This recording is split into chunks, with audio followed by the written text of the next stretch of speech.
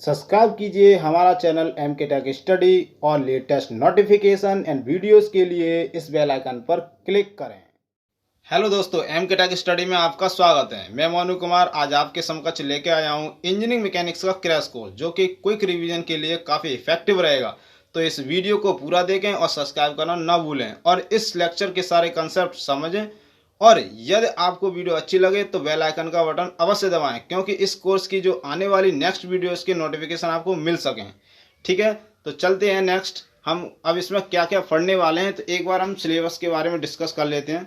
Course syllabus क्या रहने वाला है हमारा। पॉइंट फर्स्ट है इंट्रोडक्शन। ठीक है, तो आज का जो इस वीडियो है हम इसमें इंट्रोडक्शन के बारे में डिस्कस करेंगे। ठीक है, जो कि हमारा फर्स्ट लेक्चर रहेगा। ठीक, सेकंड पॉइंट रहेगा हमारा system of forces and general condition of equilibrium. ठीक, इसको हम सेकंड लेक्चर में डिस्कस करेंगे, जो कि आने वाले लेक्चर रहेंगे हमारे। ठीक है, और हमारा थर्ड टॉपिक है मूवमेंट एंड कपल। इसको हम थर्ड लेक्चर में डिस्कस करेंगे। तो हम एक लेक्चर में एक टॉपिक को कंप्लीट करेंगे, जिससे कि हमारे पास 8 टॉपिक हैं, 8। तो हम 8 लेक्चर्स में हम पूरा मैकेनिक्स का एक कोर्स कंप्लीट कर लेंगे, जो कि कभी भी आप क्विक रिवीजन कर सकते हो। आप किसी भी कॉम्पिटिटिव एग्जाम्स को देने जा रहे हो तो उसके लिए आप इसको रिवाइज करके जा सकते हो, जिससे कि सारे फॉर्मूले डेरिवेशंस आपको माइंड में क्लिक रहें। ठीक है, हमारा फोर्थ टॉपिक है फ्रिक्शन, जिसे हम नेक्स्ट 4 लेक्चर में पढ़ने वाले हैं। ठीक है, नेक्स्ट टॉपिक रहेगा मशीन, जो कि 5th लेक्चर में पढ़ेंगे हम। इसका 6th टॉपिक है सेंटर ऑफ ग्रेविटी, काफ़ी इंपॉर्टेंट चैप्टर है।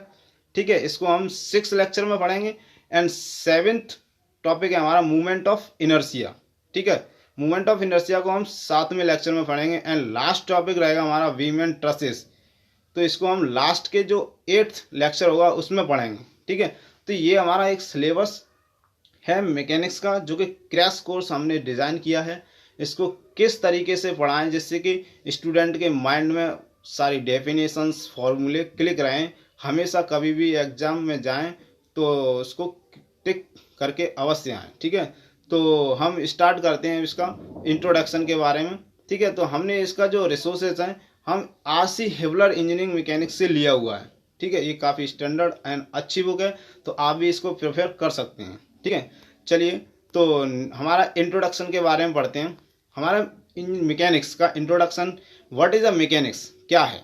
ठीक है, तो हम जानते हैं mechanics is a branch of science which deals with the study of state of a rigid body under the application of forces whenever body is in rest or in a motion। ठीक है, कोई भी body अगर motion में है या rest में है तो हम क्या करते हैं इंजीनियरिंग मैकेनिक्स में, उसकी स्टडी करते हैं। किसकी? स्टेट की, उस बॉडी के स्टेट की। When we apply the actional forces and behaviour of bodies under the action of forces, और उस बॉडीज के क्या बिहेवियर रहते हैं, क्या रिएक्शंस रहती हैं, उसके बारे हम स्टडी करते हैं। तो हमने क्या पता किया यहाँ पर, मैकेनिक्स क्या है। मैकेनिक्स एक साइंस है, ब्रांच है। ठीक है, किसकी? भौतिक विज्ञान की, जिसमें हम किसी भी वस्तु की स्थिति के बारे में अध्ययन करते हैं जब उस पर कोई भी बाहरी बल लगे हों। ठीक है, और वो बॉडी कैसी होनी चाहिए? रिजिड बॉडी होनी चाहिए। ठीक है, नॉन रिजिड बॉडी का हम मैकेनिक्स में कोई भी बात नहीं करेंगे। ठीक है, only we study about rigid body. ठीक है, तो चलते हैं। पहला जैसे हम मान लेते हैं स्टडी किसी की चीज़ की कर रहे हैं हम, तो स्टडी करने के लिए हमें क्या क्या चीज़ होनी चाहिए। पहली बात तो स्टडी करने के लिए ऑब्जेक्ट होना चाहिए कि किस चीज़ की स्टडी कर रहे हैं हम। ठीक है, उसके लिए एक व्यक्ति होने चाहिए, यानी ऑब्जर्वर होना चाहिए। फिर वो क्या करेगा? ऑब्जर्वेशन करेगा। ठीक है, तो हमारे पास एक बॉडी है। ठीक है, ये बॉडी है। ठीक, ये ऑब्जेक्ट जिसे हम मान सकते हैं, एक व्यक्ति है, वो ऑब्जर्वर कहलाएगा। ठीक है, ये क्या करेगा? ऑब्जर्वेशन करेगा इस बॉडीज़ का। कब? जब इस पर कोई बाहरी फोर्सेस लगे हों। ठीक है, तो इसकी स्थिति के बारे में वो जानकारी प्राप्त करेगा, यानी कि इसमें study about the state of body को पता करने वाला है। ठीक है, तो ऑब्जर्वेशन करेगा। ठीक, तो ये अर्थ सरफेस पर दोनों ही हो रहे हैं। ठीक, तो जैसे जो व्यक्ति है वो क्या कर रहा है? Observer is an observing the state of body, या स्टेट ऑफ स्टेट लगाए या स्टेट ऑफ द बॉडी है। ठीक है, तो इसको ध्यान से पढ़ें। जो मैकेनिक्स है जनरली उसमें क्या करते हैं हम, क्या ऑब्जर्व करते हैं, क्या स्टडी करते हैं, वो क्या स्टडी करते हैं हम? Study of the object when we apply the actional forces of that. ठीक, तो हम क्या किस किस चीज़ की स्टडी करेंगे, जैसे कि मान लो कोई बॉडी है तो उसकी क्या फिजिकल क्वांटिटीज़ हो सकती हैं, ठीक है, जैसे मास, वेलोसिटी, फोर्स, एक्सेलरेशन, विस्कोसिटी नहीं, वेलोसिटी एक्सेट्रा। तो ये हमारा मैकेनिक्स का एक इंट्रोडक्शन था कि हम मैकेनिक्स एक ब्रांच है किसकी, फिजिक्स की, in which we deals with the study of state of the body when external force is applied on that। ठीक है, और बॉडी कैसी होनी चाहिए, रिजिड बॉडी होगी, नॉन रिजिड पर कोई हम कार्य नहीं करेंगे मैकेनिक्स के अंदर। तो हम इसका अभी क्लासिफिकेशन भी हम कर सकते हैं, क्लासिफिकेशन ऑफ मैकेनिक्स। मैकेनिक्स का क्या क्लासिफिकेशन रहेगा, इसको हम फर्दर 2 पार्ट्स में डिवाइड करते हैं। एक पार्ट रहेगा static, when body is in rest, यानी कि कोई भी वस्तु है या कोई भी वस्तु है वो विराम अवस्था में है, तो उस केस में वो साइंस क्या कहलाएगी, स्टैटिक मैकेनिक्स कहलाएगी। ठीक है, सेकंड हम डायनेमिक्स में कन्वर्ट कर डिफाइन कर सकते हैं। ठीक, when body is in motion, वस्तु गतिमान अवस्था में, तो वो डायनेमिक मैकेनिक्स का पार्ट रहेगा। ठीक है, और फर्दर हम डायनेमिक्स को भी 2 कैटेगरीज में डिवाइड कर सकते हैं। First is kinematic and second is kinetics. ठीक है, तो काइनेमेटिक्स में क्या होता है, the force which causes motion are not considered, यानी कि जब किसी वस्तु पर कोई बल लगाएंगे तो बॉडी मोशन में आएगी, तो वो किस केस का रहेगा, डायनामिक कंडीशन का रहेगा। तो उस डायनामिक कंडीशन की काइनेमेटिक पार्ट में हम उस फोर्स को स्टडी नहीं करेंगे, कंसीडर नहीं करेंगे, जिसके कारण उस बॉडी में यानी कि मोशन आया है। ठीक है, उसका अध्ययन नहीं करेंगे, ओनली हम बी study about velocity, acceleration and displacement. ठीक है, एंड काइनेमेटिक्स में हम क्या करेंगे, the force which causes motion are considered, यानी कि कोई भी बॉडी है वो मोशन में आएगी तो किस कारण आएगी, फोर्स की वजह से आएगी। ठीक है, तो उस फोर्स का भी हम इसमें कंक्लूड करेंगे, यानी कि कंसीडर करेंगे, स्टडी करेंगे।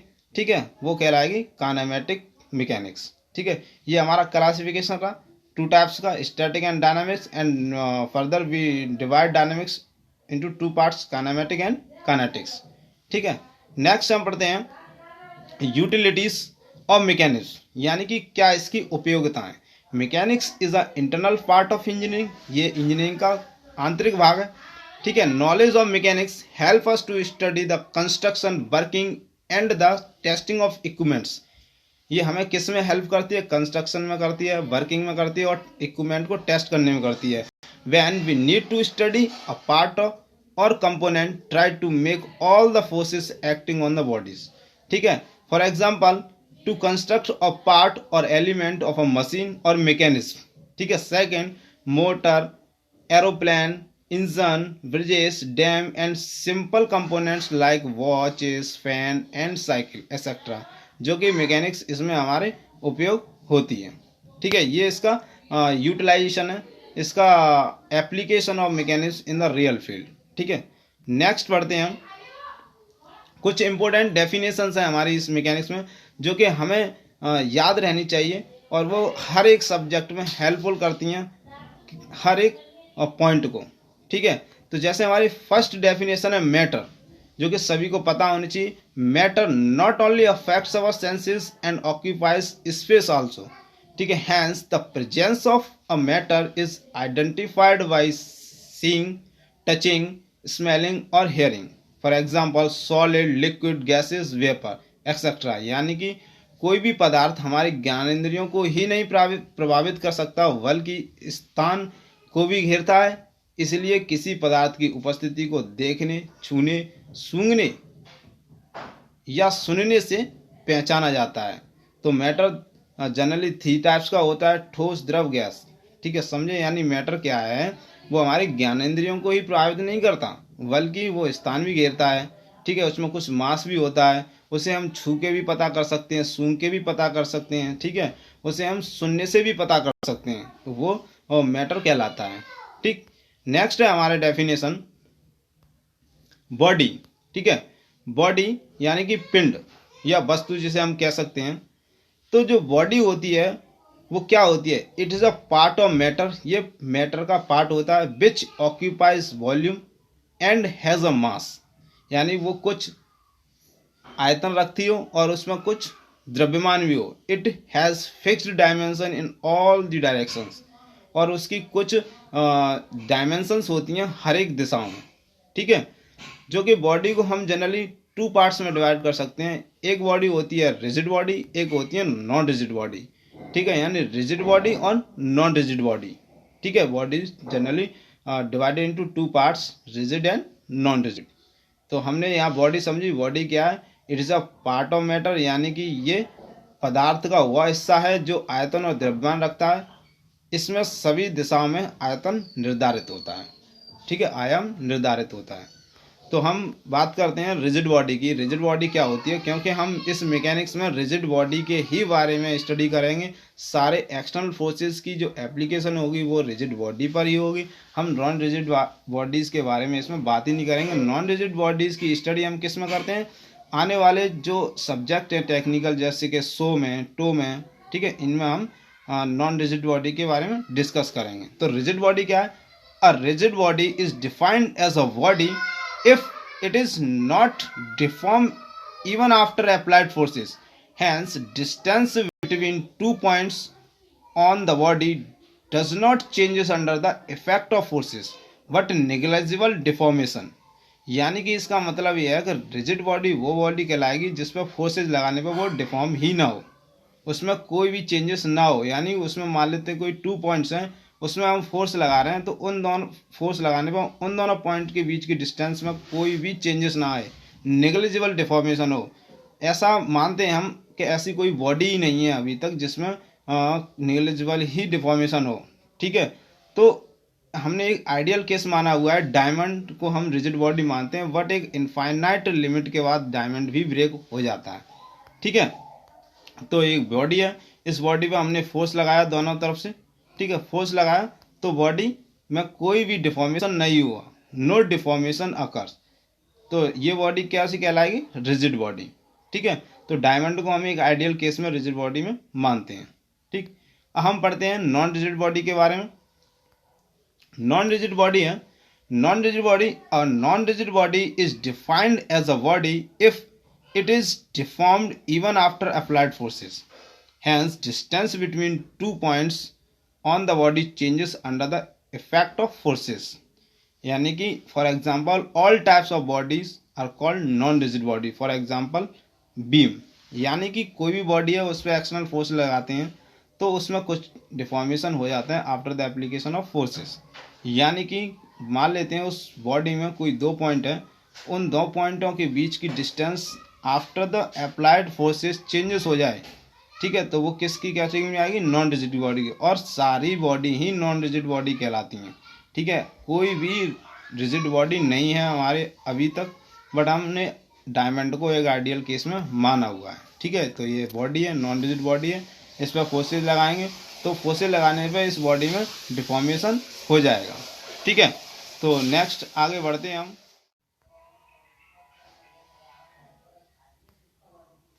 तो अब हम पार्टिकल्स के बारे में पढ़ते हैं। पार्टिकल्स यानी कण, it is a smallest part of matter which has negligible size. यानी कि जो मैटर का सबसे छोटा पार्ट को हम क्या कहते हैं? पार्टिकल कहते हैं। Which has a negligible size, इसका बहुत ही छोटा, बहुत माइनर लेवल पर साइज होता है, ठीक है। It has no specification dimension, इसमें कोई भी एक स्पेसिफिकेशन डायमेंशन नहीं होती है, but has mass and weight, but इसमें मास भी होता है और वेट भी होता है। A particle can be represented by a point, और एक पार्टिकल पॉइंट से रिप्रेजेंटेड किया जा सकता है, ठीक है। जैसे कि बहुत सारे छोटे छोटे पार्टिकल से मिलकर क्या बना होता है? मैटर बना होता है, ठीक। और मैटर से मिलकर एक बॉडी बनी होती है, ठीक है। और बॉडी कई प्रकार की होती है, रिजिड एंड नॉन रिजिड भी होती है, ठीक है। नेक्स्ट हम इसमें हम पढ़ते हैं मास। मास क्या है हमारा?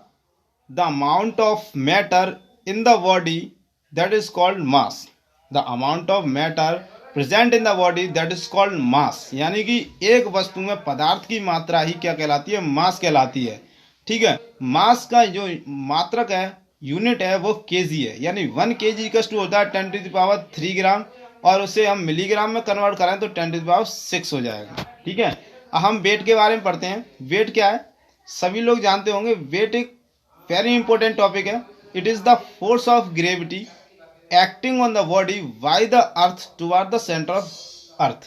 यानी कि वेट एक जस्ट लाइक अ फोर्स, यानी कि एक फोर्स है जो कि पृथ्वी किसी वस्तु पर लगाती है, ठीक है, अपने सेंटर की तरफ खींचने की कोशिश करती है, उसे हम वेट ऑफ ग्रेविटी भी कह सकते हैं या फोर्स ऑफ ग्रेविटी कह सकते हैं, ठीक है। तो यह पृथ्वी के केंद्र की ओर पृथ्वी द्वारा किसी पिंड पर गुरुत्वाकर्षण का बल है।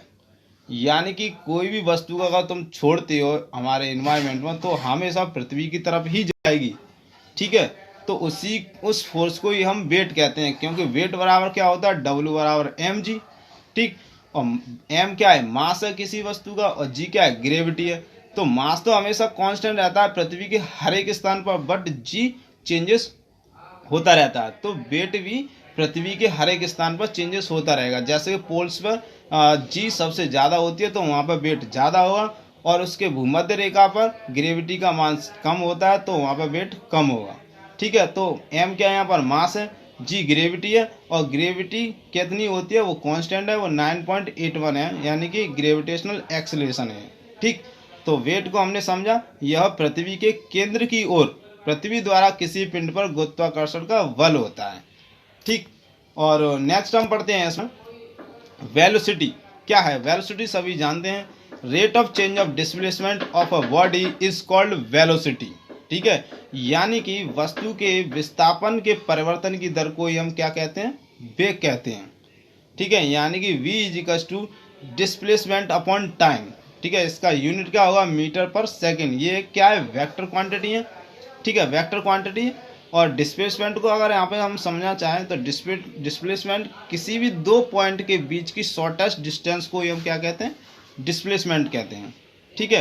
ये वेक्टर क्वांटिटी है, डिस्प्लेसमेंट भी क्या है, वेक्टर क्वांटिटी है, ठीक। तो एक्सेलरेशन को हम पढ़ते हैं। एक्सेलरेशन क्या है, rate of change of velocity is called acceleration, ठीक है। Rate of change of velocity is called acceleration, यानी वेग के परिवर्तन की दर काल को हम त्वरण कहते हैं, ठीक है।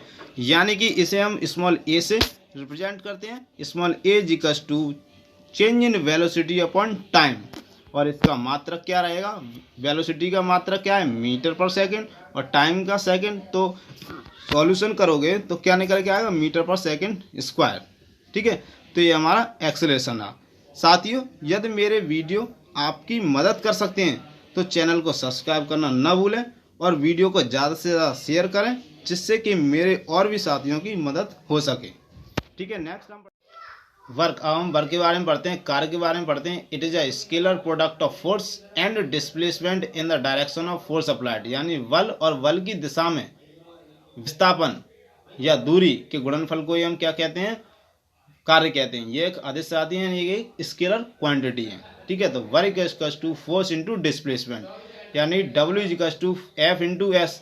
तो इसका मात्रक यानी यूनिट का रहेगा जूल, यानी कि न्यूटन इंटू मीटर को ही हम जूल कह सकते हैं, ठीक है। पावर यानी कि शक्ति, हम पढ़ते हैं पावर यानी शक्ति के बारे में। तो rate of doing work in called power, यानी rate of doing work is called power. तो power is equals to work upon time, ठीक है। तो इसका मात्रक क्या रहेगा, कार्य का मात्रक रहेगा जूल, और सेकंड टाइम का मात्रक है, तो जूल अपॉन सेकंड को हम क्या कह सकते हैं, वॉट कह सकते हैं, ठीक है। तो ये हमारा आज का इंट्रोडक्शन पार्ट रहा, जो कि फर्स्ट लेक्चर में हमने कंप्लीट किया, और हम नेक्स्ट लेक्चर में हम फोर्स की इक्विलिब्रियम की कंडीशन, ठीक है, और फोर्स सिस्टम के बारे में कवर करेंगे। तो उस वीडियो को देखना न भूलें, क्योंकि वो काफ़ी इम्पोर्टेंट है और काफ़ी इंटरेस्टिंग वीडियो रहेगा, और उसमें भी कंसेप्ट काफ़ी अच्छे